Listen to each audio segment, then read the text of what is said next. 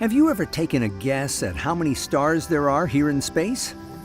Well, something really cool about the stars is that they are a reminder that God keeps His promises.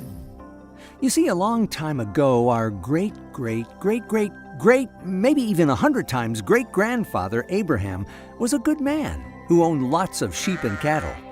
He lived with his wife Sarai, but they didn't have any children.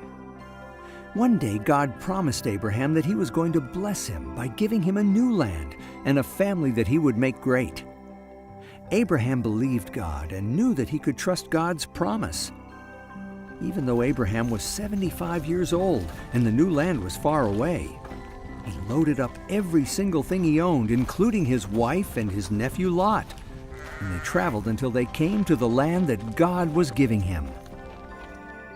Many years later, Abraham was resting in his tent when God made another promise to him. He took Abraham out beneath the starry sky. "Look up at the stars in the sky," God said. "You will have a son. He will have children, and his children will have children, and they will have more children, and one day they will be as many as the stars in the sky." Abraham couldn't believe it and said, "How can this be? I am old." But God had made a promise to Abraham. God promised Abraham that he would have children, and from him a great nation would come. God promised that they would live in the land that God had given them. And God promised that because of Abraham, all people on earth would be blessed. And God is a promise keeper. Abraham's family did grow during the time he lived on earth. Abraham's children were having children, and so on and so forth.